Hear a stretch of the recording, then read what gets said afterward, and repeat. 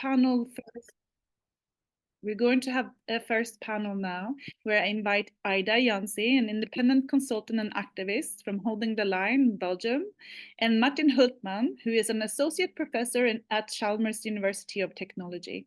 I'm going to share the concept note in our agenda in our chat, and then you will have the full bios of everyone. I'm not going to go into them fully now, but welcome.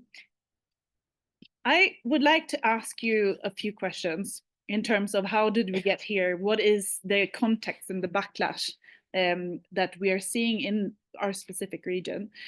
What would you say are some of the most significant challenges faced by civil society movements in the UNECE region due to this backlash, to this rise of the far right and the anti-gender actors, and also the link there to the anti-climate justice movement that we are seeing? And I invite Ida to go first. I was hoping you were going to ask Martin to go first, but it's okay. I will jump in. There were a lot of questions in your question. So I don't know where to start. If we are talking about what the backlash is doing or the challenges it's bringing, I think that we've seen the backlash roll in and creep in slowly in the last 10 years or something. None of this is really new. It just has taken such a huge, it has taken speed and it's becoming very, very efficient, but it's been preparing for quite a while. And I think it's a direct reaction to all of the rights that we actually managed to get in different spaces in our region, knowing that the rights that we have in the UNECE region are very different, right? Like from one part, even through Europe, from one part to Europe, of Europe to another, there are very, very big discrepancies. My background is in LGBTQI rights and in racial justice. And when you look at the difference of rights that we did manage to get, like, for example, I'm based in Belgium. We are number 2 on the ILGA map. This is great. It sounds really nice. We are not enjoying the same rights as our siblings in Georgia, for example, or in many places in Eastern Europe, or even in Italy. If we want to go west, actually, right? And the backlash, the way it has shown up in the last years, I mean, it's not exactly a surprise, but it has been really overwhelming because we are seeing an anti-rights movement that's very well coordinated, that is really good at communicating, and that has been preparing its entrance for the last nearly decade. We've seen it in the way the norm has shifted and what is sayable or not in the media, for example. Even in progressive spaces, we are getting used to discourse or to gestures. And it's really, really quick. Like we can see that we had some Nazi salutes at the beginning of the year that were semi-excused, and they were already followed by other Nazi salutes that no one even bothered to give excuses for. We are normalizing all of this. And of course, it's coming from everywhere. And I think that the biggest challenge is that it's coming from everywhere. It's really paralyzing because every time you turn on the news, every time you get on social media, every time you speak with friends and colleagues and comrades all around the region and outside of the region, there are things happening all the time. And it's with war, it's with the attack on climate justice activists, it's on retrograding, on many advancements that we had to protect the planet, protect us and the planet, and we know who are going to be the first victims and who are already the first victims of climate change. It's always going to be the people who are more marginalized, multi-marginalized, have less access to being able to, I don't know, run away to Mars, as one does nowadays. But of course, like, we are on the front line of what's happening, and I think that the biggest challenge is how overwhelming and how it's coming from everywhere. I don't think that it's a fatality. I think that also right now a lot of activists in every level, from grassroots to international advocacy, are taking the brunt of it, and they are sitting with the violence of everything that all of the news that we receive nonstop, and trying to organize. I do believe that this organization is coming, that we are, that we've been there before. I like to repeat, again and again, that most of the rights that we have earned so far, we got them without funding. We will still fight for funding, but all of this has been done sometimes by ourselves, by our ancestors, by our predecessors, and they've been fighting for a very long time. And of course, we are not going to abandon the fight because the far right is getting very, very comfortable everywhere. Have I covered your question? I think so too. What I'm hearing is they're coming very fast. They're normalizing very problematic things that maybe just last year would have not been accepted. And then I'm also hearing overwhelmingly fast from all directions. What are your takes on that, Martin? And coming from this academic perspective as well, what are you seeing in academia? Are you also from your perspective as academia, but also in terms of if you've done analysis in terms of civil society and how it's affecting civil society? Thank you first for having me here. So I represent the huge amount of feminist scholars who have done work on the intersection of climate and gender. And I'm just really, really happy also to be someone who has built further on that, looking explicitly into how masculinities is part of the destructive practices towards the earth. But that said, I would like us first to go back around 250 years in time, in which the fossil fuels were first put into use in England and then in Europe and in other places. But that was actually also in the same years in which a very colonial power structure was put in place around the globe. That had a couple of 100 years been so, but the fossil capitalism, so to speak, 250 years ago, really created a much stronger power hierarchy there.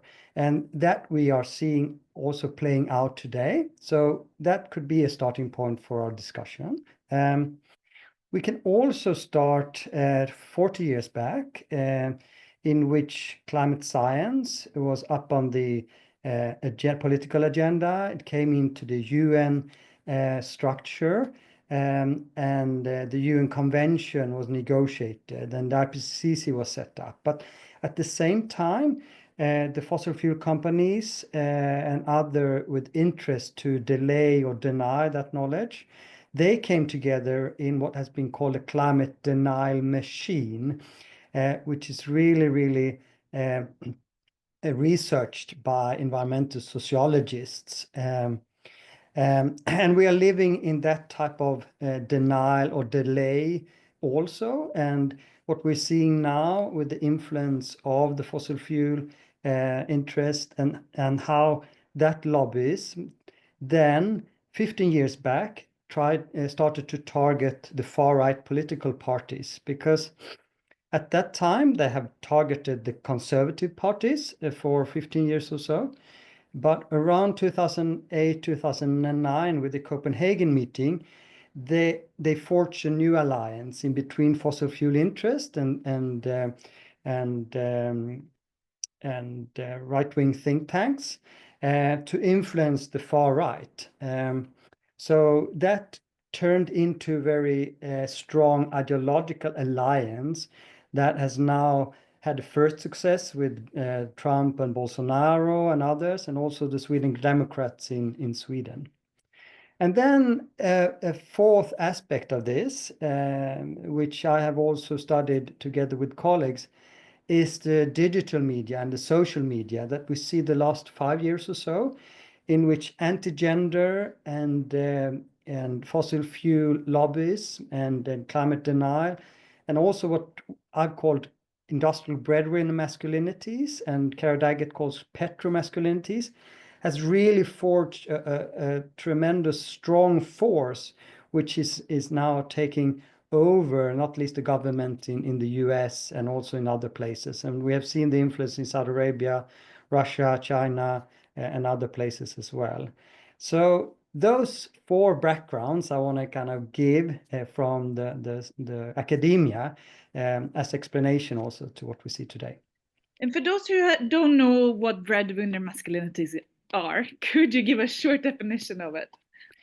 It's our way to combine the very richest and most influences in groups in society who are many of them are owning fossil fuel industry or extractive industry or gaining all the riches from that. So that's the industrial part of it. And then the breadwinner are those individuals who are dependent upon extractive industries and working in coal mines or oil fields or that. And this type of ideal was really strong also in the 1950s, 60s, and 70s of how to be the norms of being a man, a dominant norm of that, to understand nature as only something to extract resources from, and to be on top of a patriarchal pyramid, to use all the rest of the individuals and dominate them, so to speak. So that's the idea of the conceptualization of industrial breadwinner masculinities. Thank you. I'm also then thinking about I've read an article recently about ecofascism and how they're using positive effects, a kind of positive emotion, as an alternative to this kind of hard type of masculinities shown in maybe active clubs and these kind of more macho masculinity far right spaces. Is this something that, like, hearing from what Martin is saying, Ida, can you relate to this picture, and coming more from the LGBTI working space that you've been in, what has been the connections there with the understanding of the links to the climate? Well, we are seeing, like with this eco-fascism, there is an interesting trend happening about centering what is quote unquote natural, right? And the natural order of things, and how we are supposed to be a natural family or natural. And of course, this has direct impact on LGBTQI people, because this has been one of the principal argument that we've had to endure through times. And I mean, of course, if you look around in nature is not exactly straight, but that is another subject. And it's also used in racist ways. I mean, even recently we had I think it was last week, an MEP in the European Parliament who said, we are talking about the demographic crisis, but actually the issue is an ethno-democratic crisis. And the issue is Muslims, right?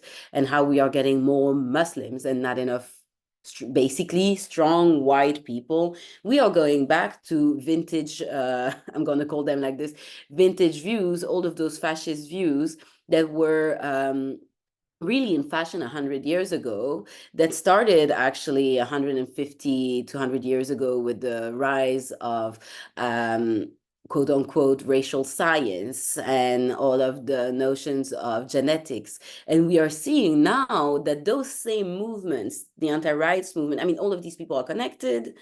It's really interesting to see how they are everywhere in all of the domains, which I think that is a good another good reason for us to create alliances across movements, because they are doing it and they are doing it well.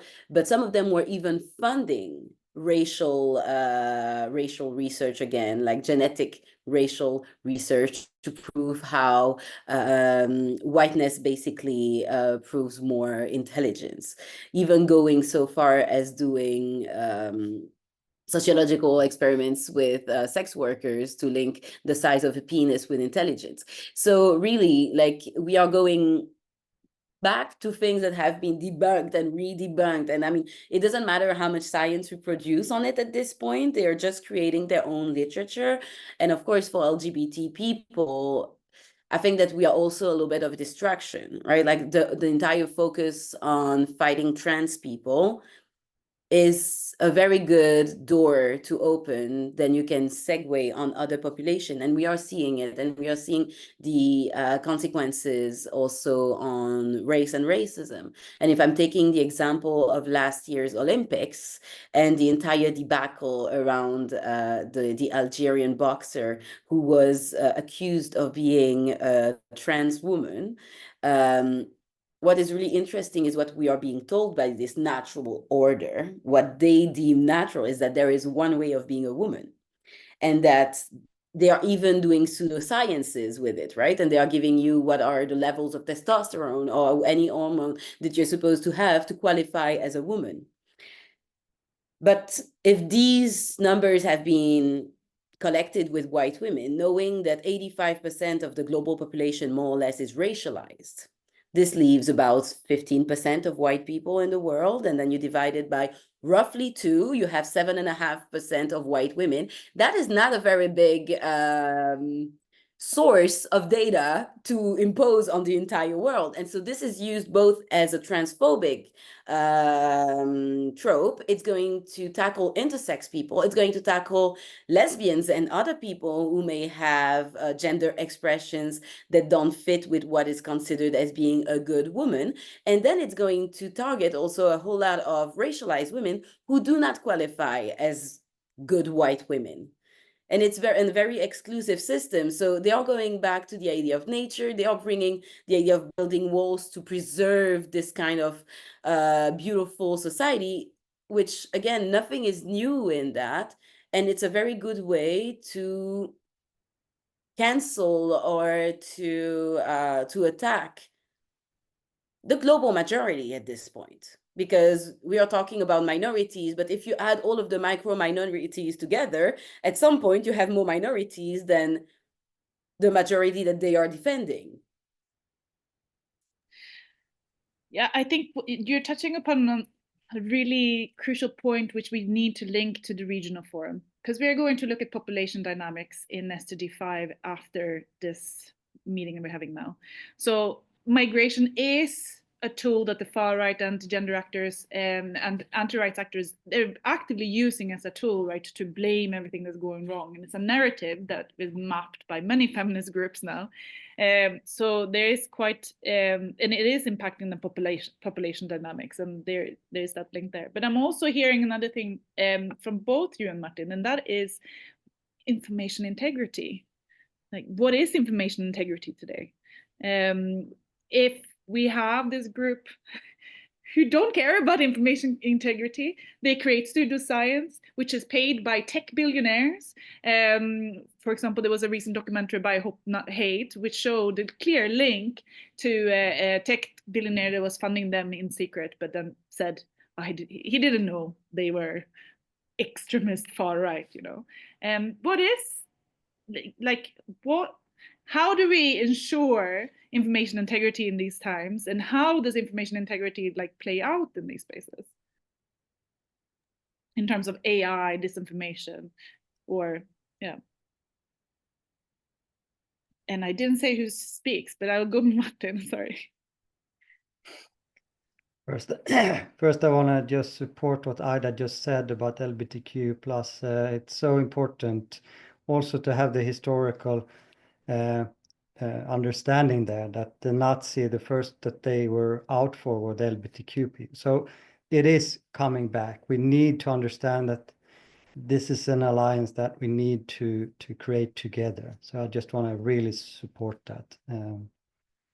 When it comes to information integrity and what shall we do, I think we need to go upstream. This cannot be dealt with via being critical to the sources or being reflexive regarding the information on an individual level. We have tried that for 6 or 7 years or so, but we are just continuously being flooded by misinformation and disinformation. So this needs to be an ownership issue. The information integrity needs to be, and the information systems needs to be collectively own and collectively governed, so to speak. We cannot have the richest man on the earth owning the information systems, pairing up with the most influential man in government in the world. That we need to think power relationships there, and I think that is the most important for now. Then of course we can always use other types of information channels. We can try to create messages that kind of touches upon more and more people. But from my perspective and the research that we are doing now, and we are seeing the linkages between the power structures and the information structures, that is the core. We need to make the ownership of information systems and technologies an issue, I think. Ida, any final comments on that before we move to the next panel? No, I agree wholly. I think that we really need to also invest collectively in our sources of information, because we are all trying to bypass, and then we are doing it where? On social media, which is also owned by those same multi-billionaires. We are in dynamics where we do need to move out of the capitalist system also, that is making it, everything is easy to buy. And so I think that, yes, indeed, the collectively owning sources are important. I think that we also have to look at the security of journalists. Right now, we do have a Swedish investigative journalist that is being detained in Turkey. And we are seeing more, I mean, they've always been the first targets, right? And when we were saying, yes, it was starting with the LGBTQI plus people, when we're talking about the Nazis, it indeed, like, the targeting is very easy.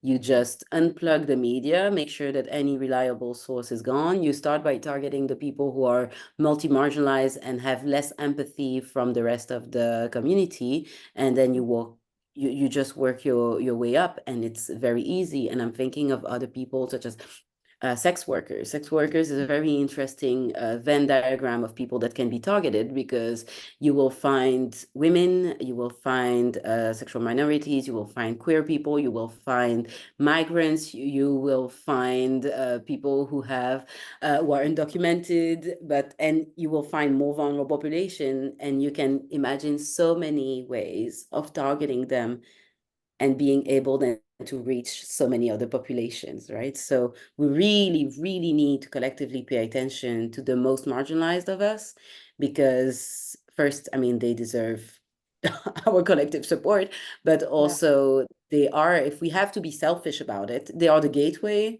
to all of us. Yeah. And they're the easy target.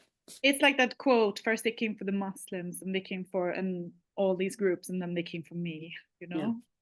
And I recently heard an alternative to this one, which is first they came from the journalist, and then we don't know what happened next. Yeah. which also works. Yes. Thank you so much, Ida and Martin. You're welcome to stay on and listen into the next panel. And then if there's time, you can also offer some answers to it. But now I'm going to invite my next line of speakers, who's disappeared from my screen. But so we have Mariam Topshvili from Georgia. Oh, my computer is completely stopped working now. From Young Feminists. Just bear with me. Everything is crashing. Sorry. And then we have Marcel Garnier, a Tartar language activist from Kazakhstan. And then let's see. I'm trying to see everyone who's on. And then we have sorry, everything is lagging. Anyway, and then we have Dr. Gabriela Alvarez Minte, Regional Gender Advisor at the UNFPA for Eastern Europe and Central Asia. And we have Vidar Wetterfalk who's an environmental and climate expert from MEN, which is Men for Gender Equality in Sweden. Welcome. Hey, how are you all feeling? Are you okay? So I know that Mariam will have to leave us quite soon, so I will start with Mariam. And some of the questions that I wanted to hear from you, because now we've set the tone for what is like the structural issues we're facing, you know, the force we're facing, and what we need to join together to kind of push back on. And then in this bit of the discussion, we want to hear what are counter strategies that are available to us. And starting with that, I want to hear if you have any examples of successful strategies from feminist, queer, and gender equality organizations that are resisting anti-rights backlash in your region. So I'll start with Mariam. Yes, thank you, Hannah. And thank you, Aida and Martin, for setting the tone. Many things are so connected to what's happening in Georgia, because in recent years, namely in last 2 years, there's been so many legislative changes that's attacking feminist and queer activists and movements, including anti-LGBT law, eliminating word gender from every legislation, which is like shocking to us, or which actually happened today. So yeah, indeed, and having lots of political prisoners, including journalists, which head of one of the media outlets in Georgia, and the first female political prisoner in Georgia. So facing all of this, that is like really well orchestrated. We had no other chance to start our resilience and showing our resistance to all these movements and to the government, first of all. And one of the strategies that has been used and that has been really let's say successful has been creating a solidarity-based coalition, sort of like small groups, and many groups advocating for different human rights issues, such as LGBT rights or women's rights or labor rights or environmental justice, have joined forces to create smaller alliances. And in those alliances, it was a really critical space, because we could share our experiences, get legal support, and sharing of experience in terms of legal issues, and also to have joint responses. And for example, when it comes to foreign agents law, this legislation did not work in Georgia exactly because more than 90% of organizations jointly decided not to register themselves as agents. And later, those alliances actually also turned into marches that happened in different parts of Tbilisi, and it was like marches of lawyers or social workers or psychologists. So each of those alliances sort of organized their own protests in the streets. And another very important issue was to also join forces when it comes to legal advocacy.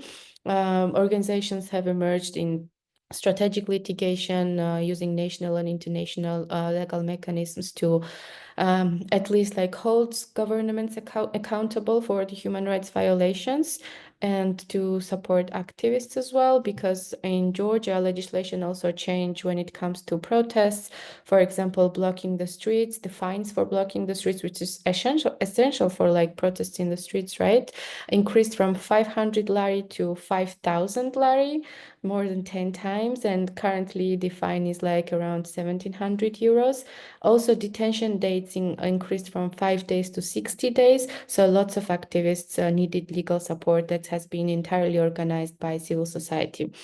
And of course, media is an important part. It has been mentioned already. And using social media to reach people, not only those who are in our bubble and who are already engaged in protest, but also people living outside of capital, for example, and empowering local communities to make sure that the protest is not limited in urban centers, but also reaches diverse segments as well. I mean, we did a lot of work regarding this that worked really well, but more work is yet to be done. And I also, if I have some time left, I also wanted to mention how important also mental care support is, because activism has become really dangerous work that is like really demanding, really time consuming, and burnout is a real issue and real threat for many of us, including myself. Also considering that Georgia has been in constant protest for 126 days. I even can't believe when I say this number right now. And yeah, mental care and safe spaces for collective healing is really a key for long-term sustainability.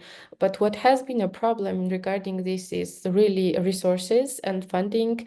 USAID funding cut had a really quite an impact to this, because mobilizing like care resources for more than 4 months, it really requires lots of human and other resources. So yeah, like when we needed more and flexible funding, it kind of happened vice versa. And yeah, like solidarity plays a crucial role, not only in country but also outside of the country as well. We did receive such because many Georgian officials have been sanctioned by a US or a European states, but it's also crucial, and the solidarity also that's coming from international institutions to be listening to local activists and allowing them to define their own priorities and providing resources that really enhance rather than dictate strategies. And unfortunately, we also have cases like that when foreign officials are coming to Georgia, meeting government representatives, and then making statements such as, yeah, we got promises that there will be improvements.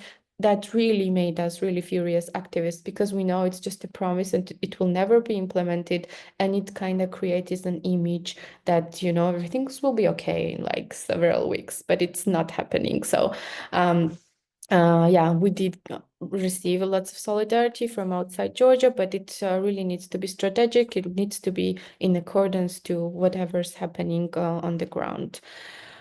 Yeah.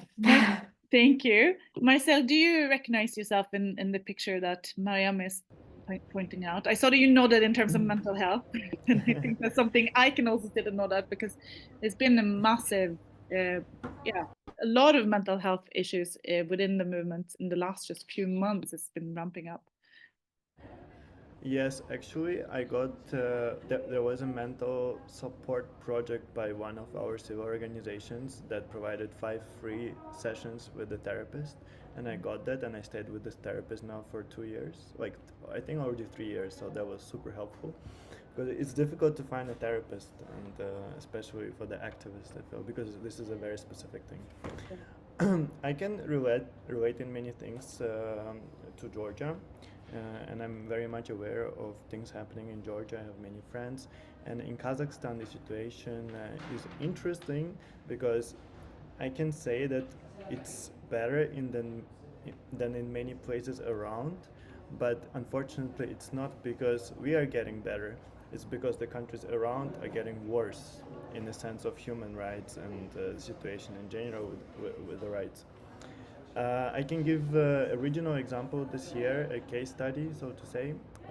So last year in Kazakhstan, a far-right group, a union of parents of Kazakhstan, as we call them, they proposed an LGBT propaganda law, same one as in Georgia, as in Kyrgyzstan, as in Russia, as in Bulgaria, as in Hungary, as in Poland. So you see, like, it spreads like a disease. And we as a community, we had to fight it, and there were several strategies that we adopted to fight. And I have to do a disclaimer, because I'm an activist that is based in Sweden, where I'm doing my PhD. So most of the activism that I'm doing is digital. And of course, I support people there and as a community, but I'm very much aware of the things happening. But again, I'm not on the ground at the moment. So the strategies that were employed by the community, first one is the unification. All of the initiatives that somehow related and could be affected by this law, they got united and they came together to fight, regardless of how we disagree with each other, how we might hate each other, because of course this community is very different. We have a lot of conflicts within the community, but under this common thread, we kind of had to come together, and that's what we did, and I'm very proud of that. That was very helpful, and what we had is the unprecedented thing in Kazakhstan. I think in the whole post-Soviet bloc, we had a hearing in the governmental institution on the petition that was discussing the gay propaganda law in Kazakhstan. Why I'm saying it's unprecedented, because in general, having a discussion with governmental officials, being represented there as LGBT community and like to defend our rights, I don't think it ever happened anywhere like there was such a discussion, because they just tell you, okay, now we implement this law, there is no discussion because this is what we think that is right. So we had the debate. The quality of the debate is very questionable, because of course people were fighting, like the governmental officials compared gay people to vapes, to electronic cigarettes, because basically they said, according to our research, teenagers, if they see more advertisement of electronic cigarettes, they tend to smoke more, like the number of smokers increases. Same with LGBT. If you see more representation of LGBT people in media, whatever, the numbers increase. That was their argument. So we were very active in the discussion. That's one of the things. Another very important aspect is legislation-wise, what we could do in the frames of the governmental institutions. So we mobilized ourselves and we were sending constantly letters to the institutions, to the ministries. We went to gay clubs, to queer spaces, where we would ask people to come with us and we would teach them how to write a letter and send it to the governmental institution.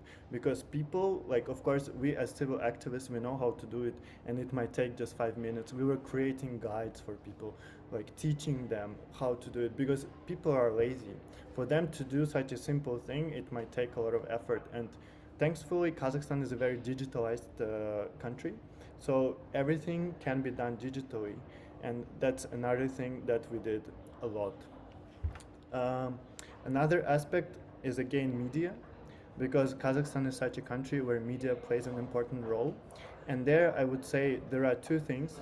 First of all is of course the educational component of the media, where we would make statements, do educational content, try to also do research on this far-right group that was proposing the law, who they are, because some research shows that they are sponsored by Russia, and this is one of the things. Of course, in the media, what helps us a lot is the presence, is the statements of international institutions. And in this way, some of our activists have access to European Commission representatives. Some of them have connections to UN. So some of them have connections to Embassy of the Netherlands, whatever.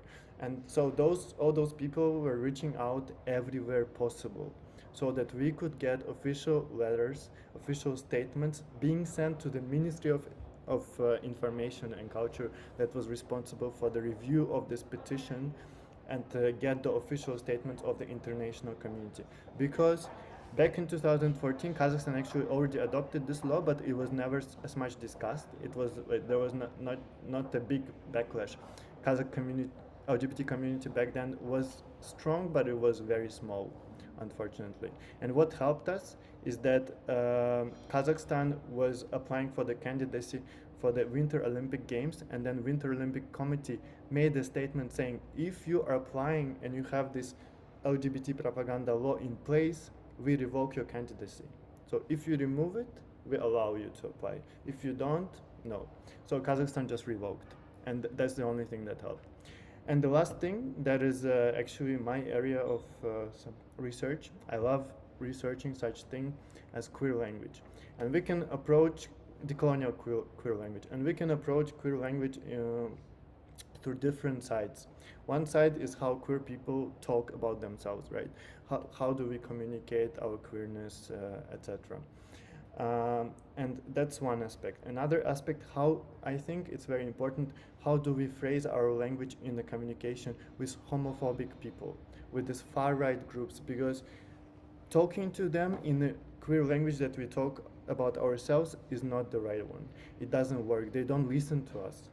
And in Kazakhstan, these far-right groups, they use a lot of argumentation that is based on national politics, so cultural aspects of Kazakh ethnic group, in a sense, saying that traditionally there were no gays in Kazakh culture. Traditionally that. So what LGBT community did, first of all, we used Kazakh language instead of Russian, because that's already a statement. Because they perceive usually people using the colonial language, the Russian one, as something more alien to them. Because if we talk in Russian about ourselves, then we are alienating ourselves. But if we build our conversation in Kazakh, if possible, that kind of puts us on the same stage. And this is extremely important. Another aspect is actually to use the same agenda that they're using, posing ourselves as something that is rooted in Kazakh culture, that is not foreign to Kazakh culture, that we were always there. So we do a lot of research trying to some kind of justify our existence in our culture, in a sense. And this is very important when we communicate it to them. But also the idea of LGBT in this Western queer theory itself is very Eurocentric idea. And when we apply it to our space of Central Asia, we should have it in mind all the time. But also the idea of being homophobic is also very Eurocentric idea. So we use that in a sense that for protection ourselves, because we tell them, your gay propaganda law is a Russian law. Here you're trying to implement something foreign to our culture, to Kazakh culture, bringing from Russia to us. While they're saying you are gays foreign to us, you're something brought from Western propaganda. So we say, we are Western propaganda, you are Western propaganda. We have the fight, and this is the fun thing. And I can conclude my speech with a little resume. So we were kind of successful.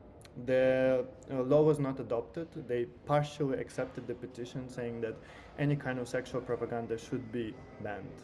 But they said we need to do more research on how youth is affected by the propaganda, gay propaganda. And they dedicated some money to do this research, so we demanded, give us the report, what is the conclusion? So they released recently a report, and in that report, it was ridiculous. They cited a master thesis written by Samara State University master students, where they quoted Putin, like in relation to gay propaganda once again. So we created a huge backlash in the media saying Kazakh ministry creating a report where they quote master students and quoting Putin. And of course, for the ministry, for the kind of view that they have, it was terrible for their image in the eyes of the society. So they released 2 weeks later a new report where they state that propaganda affects positively. It actually helps the marginalized groups to fight against bullying. So we don't know. We were so shocked when we saw this. We were like, what is this? But I don't think it's a win. It's still ongoing fight, because again, 2 weeks ago, our president spoke again on the main stage, and he framed LGBT people as a collective enemy similar to Trump. So we don't know what's coming, but the fight is ongoing. I don't know. Yeah, it's fun. Thank you. Thank you so much for that, Marcel. It's interesting to hear that you're both, like, there's a new coalitions being shaped, and that you're using legal action. And I think this bit about language, and also how our different concepts and it's very important. We cannot have this kind of holding the line group which is just centered on one narrative, like on one type of feminism, one type of understanding concepts. We definitely need diversity within the within the space.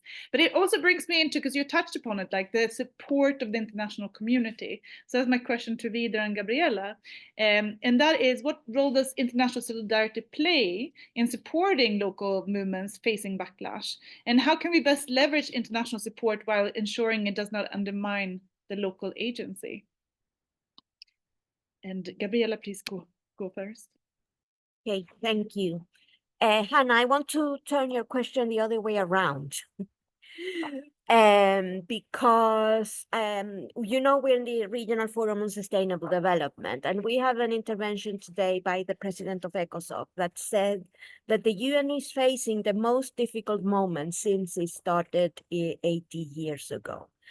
And why I want to sort of maybe change the narrative around the relationship that the UN and the multilateral system have with CSOs and the feminist movement is that the way that we have been having this relationship is not useful anymore with the context that we're living, because we are, as a UN system, the principles of the UN systems of equality, human rights is also in jeopardy currently, and the whole nature of multilateralism. So what I would say is that if we frame the backlash that we have in a broader sense and we look outside, we see that it's phrased in this economic and living crisis, in spaces of conflict, and of course, as the colleagues mentioned, climate deniers and climate change. So it's tackling very, very different spaces. And what I would say is that we need to think about solidarity and resistance right now in different directions. Traditionally, it has been that we support CSOs in the work that they do, and we have that kind of relationship. This is not enough anymore. We need the directionalities that change in terms of that solidarity and resistance. And it's not only the UN and civil society organizations, but it's also us, UN civil society as organization, with the few feminists that exist in governments, are trying to push the agenda. How do we create a kind of solidarity with these spaces also? Yeah, so in a sense, I want to change the direction of the action here, because we need you and you need us. So that's one of the things. But in terms of respecting the context and the spaces that you work in, I think this is vital. This is, there's no progress if we don't get rid of these colonial legacies that some of the multilateral systems have. And we, as multilateral spaces, are trying to think about how we navigate these spaces.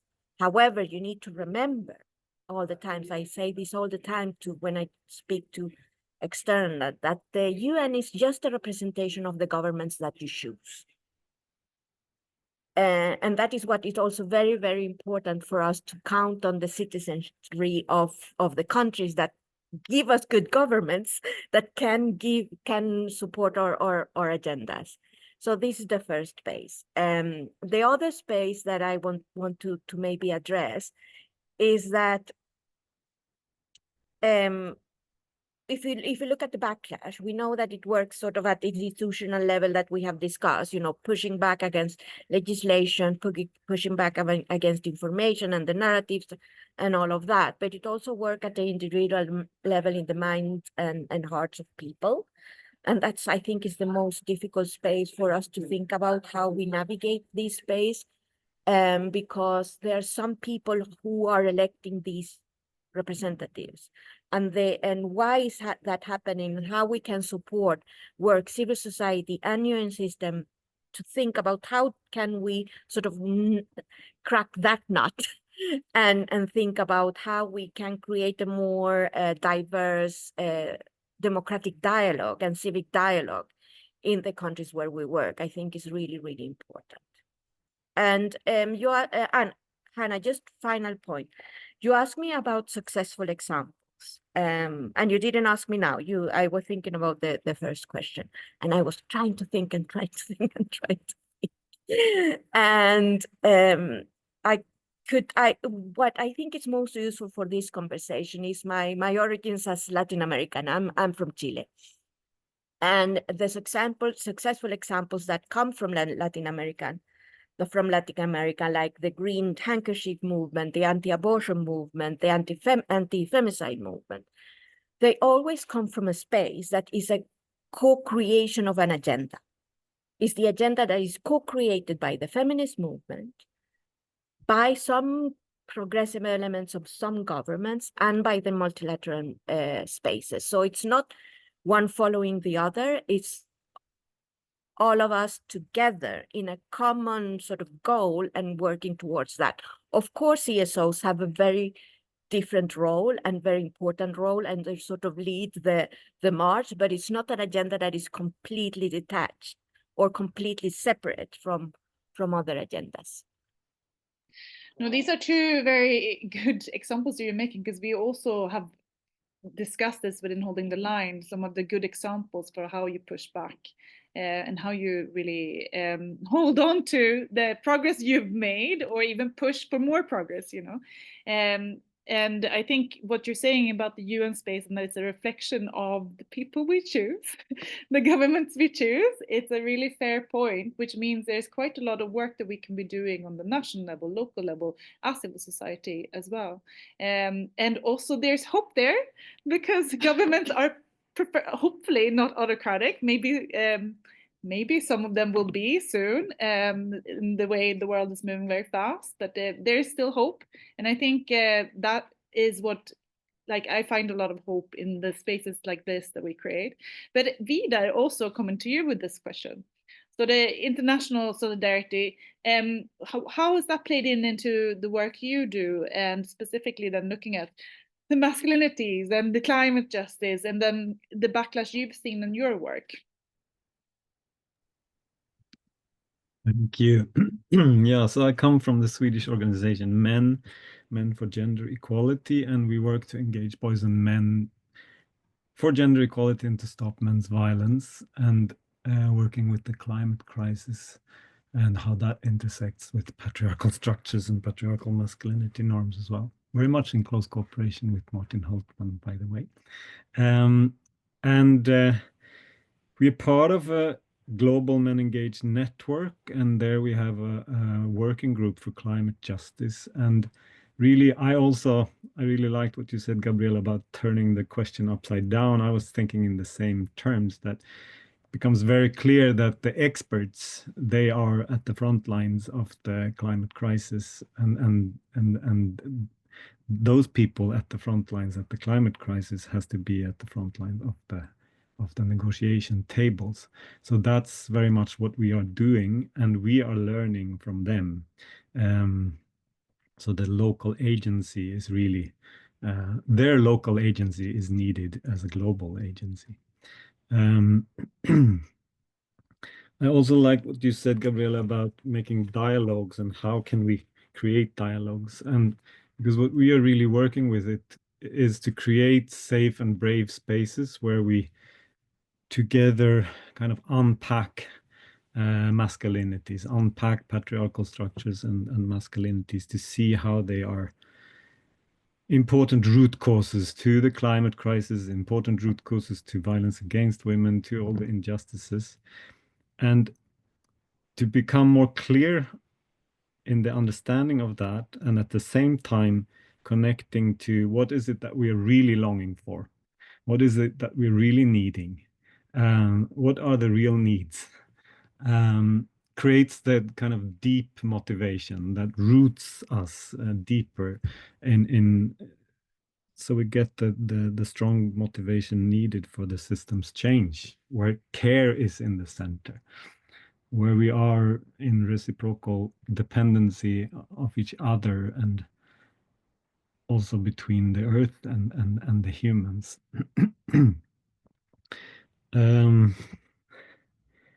And those conversations are in a way very, very difficult to create, these safe spaces and brave spaces.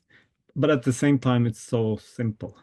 It's all about radical listening, to really sit down and start to listen to each other, and to listen to myself, and to get beyond all the stereotypes that are kind of cutting us off from contact with each other, contact with ourselves, and contact with the planet. Yeah, I think this might sound naive, but for me it's important. We are kind of looking at how we can put the patriarchal structures and patriarchal masculinity norms on the compost, so they can start to transform and give energy to everything new that wants to emerge and grow. And to put the light and the focus and our attention to all the important work that we are doing that doesn't get all the media attention and doesn't get all the resources and power, but which is the care and which is for life. We're not just creating cross-movement building as resistance to all the backlash. We are creating it for life, for systems change, for care, and all the other stuff is resistance that's coming up from the people in power, and for everyone, including ourselves, who are afraid of change and afraid of letting go of control and dominance and all of that. So some of our partners who work in very, very, very hard and difficult contexts, they say the core that makes them moving and makes them continue work is to go back to the mission. All the time, go back to the mission. What are we here for? What are we working for? And then they continue working, and they inspire us, and we learn from them, and we learn together. And those safe and brave spaces can be made not only within civil society and grassroots, they can be made with the negotiators, with the policymakers, with the even the people within power in the companies and so on. And we have good experiences of when people start to listen to each other and to ourselves and to the earth, and realizing the magnitude of the crisis, strong motivation can emerge. I like that you didn't put patriarchy in the bin, but you put it on the compost. So that's a nice recircling the energy. But I think in terms of radical listening and unpacking, it's a lot of unpacking that needs to be done. And as we know, when we work with privileges and when we do this kind of work around privileges that we really do need to do, it does leave people feeling quite unsettled, and it can create a short term. So there is a lot of, and I think in terms of framing it within where we are, so the regional forum, the Sustainable Development Goals moved from the Millennium Development Goals because it was supposed to acknowledge that we have a lot of work to do in every country, right? And not just in the global south. And we really do. And I think as in the region I'm from, also from Sweden, but from in Europe as well, like there is a lot of work, but at the same time, today we heard a narrative from one of the organizers that the EU is leading the way, they're doing so great, but at the same time, the pushback is just rampant. Like the news from this region is also, we're not there. There's a lot of work to be done. So yeah, no, it's really, thank you so much for giving this kind of link to unpacking masculinities, creating safe spaces to do it, and the way you worked with your partners. But I wanted to ask everyone one final questions before we ask our participants what counter strategies they're using, because I think that's also interesting. And then we will have a little Q&A. So everyone who is on this call who has questions to speakers, feel free to add them in the Q&A box, and I will get to you in a little bit. But we have looked at civil society level, we have looked at the UN level, international solidarity level. What about the governmental level? What is like missing? How can the region be better at supporting civil society movements, recognizing that there are governments in our region that are moving towards fascism, totalitarianism, or just simply moving very far right and making even those countries who usually used to be our allies are now overnight not anymore allies. What those who are our friendly states, those who are our friendly governments, what do they need to do in this situation? Who wants to join first? Who wants to answer that? Yes, Marcel? Our bar is very low. From our governments, what we expect is to not put barriers on our existence. Let us be. That's the only thing that we are asking. And different people choose different strategies. For example, we have here in Geneva Kaishan, the representative of Argo, and the strategy that her initiative is using is that they try to go around very sharp edges, work with the community, but be careful and like in order not to get in jail, because that's a question of getting in jail for us at the moment. Other people like Feminita, Gulzada and Janar at the moment, this is a feminist initiative in Kazakhstan, still unregistered organization, one of the first ones in Kazakhstan. They are in jail. They were in jail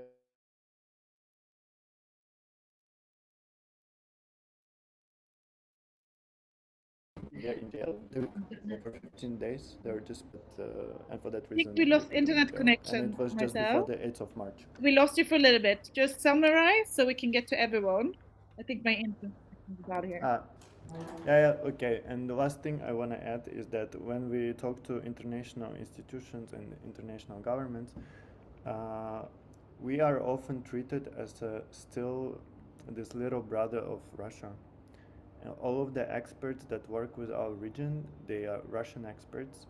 They speak Russian. They don't know much about us, and this is a huge problem because this creates not only a difficult understanding for them of what is happening in the region, but also how they're perceived by people, like in our countries. Yeah. Thank you, Marcel. And Mariam? Yes, I agree to many things that Marcel said, but I also wanted to emphasize that there are lots of international mechanisms. States can use diplomatic channels to put more pressure on the states that has been openly violating human rights. And rather than maybe empowering those states with resources, empower activists who are creating this resistance and resilience locally. So I'll just be short and say that. Vidar or Gabriella?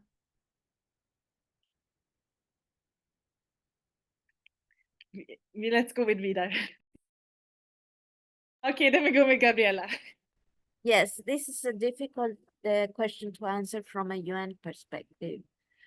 But I think I will echo Mariam's point that I think there is value in the peer pressure that exists within international mechanisms like the universal periodic review of the government's compliance with international human rights instrument, like the CEDAW reporting that governments need to do, and these spaces where governments talk to each other, and that brings quite a different way of a different pressure, because they respond to each other, especially governments in some parts of our region that are very concerned about how they look to the international community that could be a space. However, I recognize that is not enough. There's needs to be more to make the changes become real. Yeah, and maybe there is a sort of a way of us to think, like in these spaces, how we foster new democratic mindsets in the countries where we work, where dialogue or democratic dialogue is not something that is feared. Civil society's voices are not feared. I lost you. I have really bad internet here at the UN, but me too. I think it's for me too. So I will stop there, Hannah. Thank you. Okay, thank you so much. Vidar, would you like to? Oh, we lost Gabriela altogether. Let's see. Vidar, would you like to add a final comment on that? No, I don't need to add anything. Then the question I have for everyone who's participating, that is, what counter strategies have you used?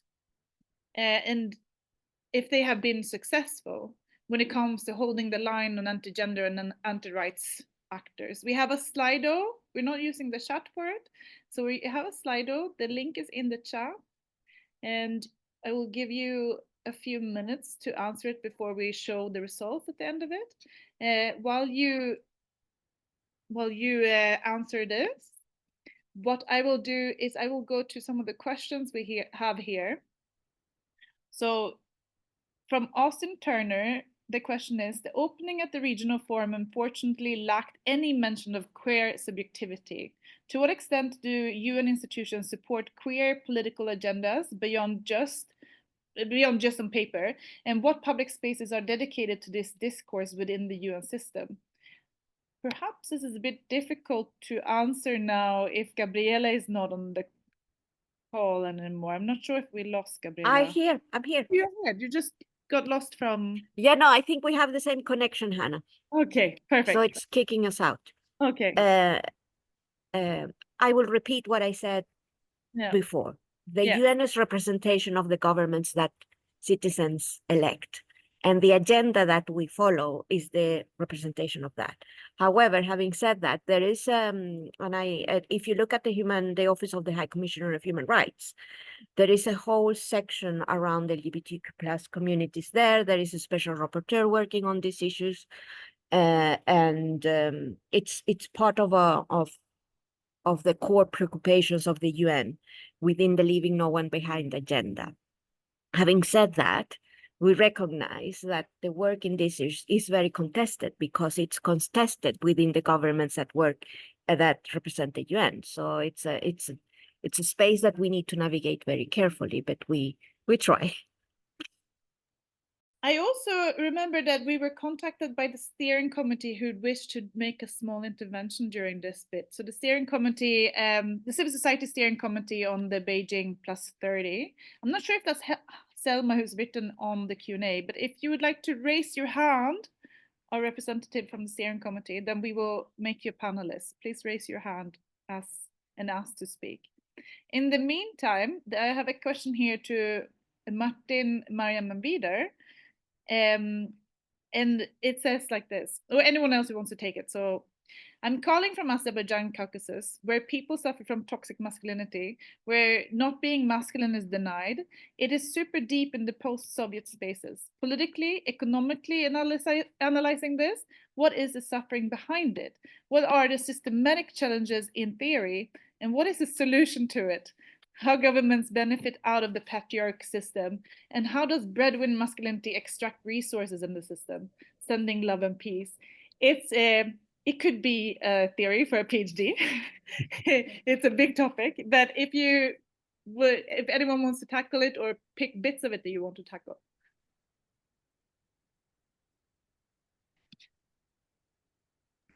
I can start with just very basic, like the patriarchal structures and the patriarchal masculinity norms are based on many parts of principles, but the two major principles is to separate things and to put them over and under. So there is power over and dominance, and there's always separation. So that separates everything that's connected from each other, women and men, and there's nothing in between, and human and nature, and there's dominance, and adults and children, and you have that distance, all those things that makes it possible to dominate and now I lose the English words, to dominate and extract and exploit. So the ones who are in dominance, they gain from it, and they have to invest a lot to protect it and use violence to keep it, because it's not natural. if you use those terms. It's a constructed system that are taking things apart that are actually interlinked. So a lot of resources are used to keep such a strange system in place, and oppression and violence is needed. That was a quick try. I think it was a good attempt. I mean, we are seeing it specifically in the US at the moment. I mean, in a lot of countries, but in the US, it's really used as a tool. Like, they want this structure, they want these hierarchies because they can push forward, and they can also hold on to systems that they claim are, like, I mean, they're saying that climate is not an issue. And then these kind of narratives helps them holding on to that. Mariam, you wanted to also give your input. Yes, maybe just quickly mentioning that, yeah, indeed, like patriarchal mechanisms and ideas are indeed used for like social control. In terms of Georgian example, for example, before the elections, this whole anti-LGBT propaganda was really well orchestrated and well used to distract attention from all these human rights violations, and also to have this like separation of people. While we have some common values, that's something that many people don't agree, and governments are using it really nicely to separate people and then deal with them in, you know, smaller groups, smaller portions. And if I may also, with due respect, I also should mention that, like, we mentioned many times that it's the government's agenda that people choose, but it's very important to mention that in many of the countries in UNECE region, people don't really have this possibility to choose the governments that they want to, including Georgia, where exactly this crisis happened because of the rigged elections, and people protesting on the first hand was exactly rigged elections, and none of the European countries or US has recognized Georgian elections. So it's not always that case, unfortunately. Just a few things on what to do then. Organize together. Sorry, all of us in the UN, our Wi-Fi just dropped out simultaneously, so that's why we disappeared. Can everyone hear us okay now? Okay, Hannah, you're just gonna have to join from my laptop now. Okay. There. You have to be quick on your feet here because there's a lot of happening at the same time. And so I missed what you were saying, Mariam, so please go on and start from the beginning. So yeah, no, sorry, Martin, for interrupting, but I'll quickly repeat that, yeah, indeed, like countries are using this for social control and used propaganda, anti-LGBT propaganda really well before elections to distract attention from the human rights violations that's been happening. And also, I just quickly mentioned and emphasized that it's not always the case that people can choose the governments that really represent their will and wishes. And Georgia is the case because the elections in Georgia has not been recognized by any European states or US. So yeah, the rigged elections is always a case, especially in the UNECE region. Anyone else who'd like to answer the question?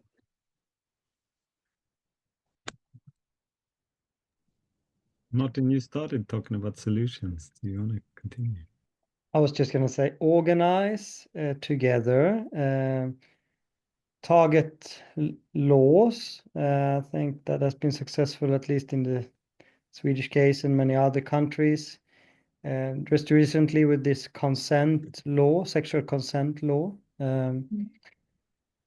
and education is also extremely important, which Vida and others and me have worked with, and solidarity with other movements. And then maybe also join global movements, because yes, we are in the backlash now. I totally recognize that. But we were also, just a couple of years ago, we were in the middle of Me Too. We were then in the middle of Fridays for Futures, and then in the middle of Black Lives Matter. And all these really, really strong social movements, they also made a difference. We saw the Green New Deal, for example, in EU, had the nature restoration law and the energy efficiency law that would really transform societies. So yes, we are in a huge backlash, but just a few years ago, maybe we need to remember that it was really very, very strong organizing across the globe on these issues. So maybe we all also should kind of try to gather some of that energy that were there a couple of years ago. Thank you so much. And Gabriela? Yes, two final points, because Mariam, you made me think. You're absolutely right. Not all governments that sit in the room across of ours are democratically elected. And that made me think that we had, as coming again from Latin America, we had a backlash before. We had a huge backlash in the 70s and 80s. Again, some elected democratic movement and a very, very progressive movement that happened in the region. It wasn't related to gender equality. It was more, you know, the 60s socialist movement that was completely overridden by the big powers at the time. So backlash happens, and it's not the first time that it happens, as Martin said. So maybe it's about to think about how do we go, how do we navigate these new ways of backlash, thinking about how do we learn from the past, and we push forward. And because the fear can be paralyzing, and we shouldn't. It happened before, we just survived, we moved on, and we grew. So I think this is something that we need to think about. Thank you so much. And that also brings us some hope. Ida? Yes, and actually I'm bouncing back on this too. Indeed, we've been here before, we've done this, and it seems really depressing, but actually it's not a circle, it's a spiral, right? We've been here, but we've never been here with such means of communication. We've been here, but we've never been here with so many connections across the globe and easy ways to communicate. Like I can send you a message and you'll receive it if the internet is aligned with us. You will receive it immediately and not in 2 weeks when the post will finally deliver my letter when I'm telling you what's happening in my country, right? And that is historically, it's a first. We've never done this like this before. So what I would tell people is yes, indeed, organize, get together, but also don't try to uniformize what you are doing. Don't try to find one way to do things and we all have to do the same thing in the same way. That doesn't work. That creates conflict within social movements. And it's never efficient. Tony Kate Barbarad said, the role of the artist is to make the revolution irresistible. And I will stand with that because not just because artists need to do their thing. I'm not personally really an artist, but it's just to say, hey, you have a role. And we all have, if you put all of those beautiful brains of ours with our own specific expertise and our specific ways of doing things together, we are creating full constellations of possibilities. And we can take some inspiration from the anti-rights movement that's coming from everywhere on every topic in all of the different ways, from grassroots organization, radicalizing young people in fight clubs to going to the UN, right? They have a full range. We can do that too. And so we have to be in solidarity with each and every one of us, but also we have to think in different levels and be both at the local and the global. I also think we've talked a lot about the far right. Anti-gender actors can also be, you know, or they can be actors who are not fully anti-gender actors, and we can rope them back. We can kind of do quite a lot of work with these groups and in these spaces. I do want to read the final statement from Alexandra Harmash. I don't see Alexandra raising their hand, so I will just read it. So Alexandra is from Ukraine, Rural Women Business Network, and is part of the regional steering committee that I mentioned earlier. And Alexandra writes like this: in today's world, where achievements in gender equality, climate action, and development are under attack and being eroded, it is critical to focus on practical action. That includes combating propaganda is particularly effective when there is transparency and accountability in the distribution of aid. Clear reporting makes it evident which institutions and organizations receive the most support, what their mission is, and who their target audience is. And 2, discussions about education often revolve around girls' schooling, but it's equally important to emphasize that women's education should continue beyond school, not just to enable them to run for office, but also to equip them with knowledge in macroeconomics and international policies, empowering them to advocate for sanctions and other critical measures. And 3, conversations about peace building today tend to focus on de-escalating conflicts within communities or countries. However, there is almost no discussion on conflict and war prevention, especially in the context of one country violating the sovereignty of another. And yeah, that is completely a trend that we're seeing, not just in Ukraine, but across the conflicts that we have in our region. We have quite a few. And I think expanding on what Alexandra is saying, it's not just about women and girls. I think there's a lot of education that we need to do on these topics, on the roots leading to these topics with whole of society approach. And we need to approach it in different levels with different groups.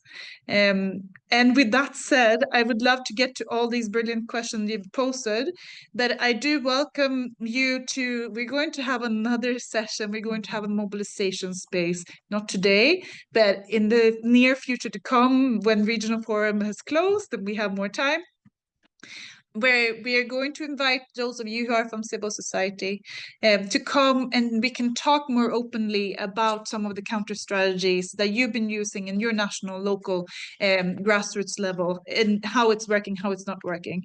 We have a few answers on our slide, but because of technical issues, I will not get to it today. But we will circulate the slide with you after the session as well, and you can give still input if there's something you would wish to add. So we can learn from each other, because that's what these forums are for. We're here to learn from each other, make these connections, build these networks, foster this global solidarity. And I do want to not hold you for too long, and I'm quite impressed that we are on 14:45. Usually I run over very long. And I also realized I did forget to introduce myself. I always do.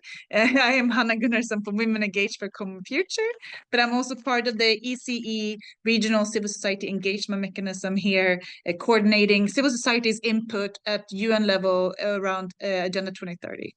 And thank you to Hanna for excellent moderation. Thank you. Thanks to all for participation. Yeah. Bravo. No, I really want to thank all of our speakers. It's so nice to hear so many different perspectives on these issues. So thank you so much. A big round of applause. Bravo. And then I would like to thank our interpreters, who's done a tough job interpreting a lot of these concepts. And I know that I speak too fast sometimes. And also thank all the organizers, all of our supporters. So I want to thank Women's Major Group. I want to thank LGBTI Stakeholder Group, WSF, Holding the Line. I definitely wanted to thank UNFPA and UN Women and Women Power. And yeah, I think that's it. And we're also just acknowledging that this event is supported by the European Union in terms of financial support. And also I forgot the Feminist Diplomacy Lab. So thank you all to organizers. Thank you all for your time, speakers, and all you participants. Thank you for staying so long with us in this discussion. And please do continue these discussions with us. Yeah. And with that, yeah, have a lovely day. Thank you very much. Thank you.